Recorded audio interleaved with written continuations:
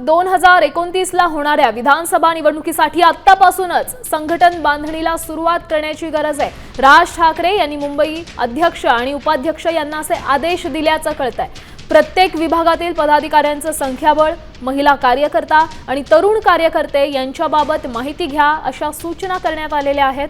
जागा कुठे रिक्त आहेत आणि कार्यकर्ते पदाधिकारी यांच्या कार्यप्रणालीची ही माहिती घ्या असे आदेश राज ठाकरेंनी आपल्या कार्यकर्त्यांना दिल्याचं कळतंय। आतापासून संघटन मजबूत करा, राज ठाकरे यांनी आपल्या मुंबई अध्यक्ष आणि उपाध्यक्षांना अशा सूचना केलेल्या आहेत। या संदर्भात अधिकची माहिती देत आहेत आपल्या प्रतिनिधी वैदेही काणेकर। वैदेही, काय सांगाल? 2029 साठी आतापासूनच तयारी सुरू झाली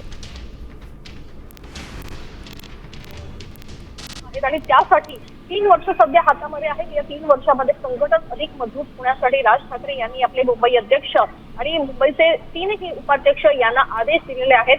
त्यांनी सांगितलेलं आहे की प्रत्येक विभागामध्ये सध्या मनसेचं किती संख्याबळ आहे, कशा पद्धतीनं मनसे सध्या संघटना काम करत आहे, कुठे जागा रिक्त आहेत, महिला संघटन कशा पद्धतीनं कार्य करत आहेत, त्या ठिकाणी जर जागा भरायची गरज असेल तर कोणाची नियुक्ती करता येईल, या सगळ्या गोष्टींचा आढावा सध्या घेण्याची गरज आहे। त्याच्यामुळे 3 वर्षामध्ये संघटन अधिकाधिक मजबूत करण्यासाठी जितक्या होतील तितक्या सगळ्या गोष्टी करा, या संदर्भातले आदेश जे आहेत ते राज ठाकरे यांनी आपल्या मुंबई अध्यक्ष आणि उपाध्यक्षांना दिलेले आहेत।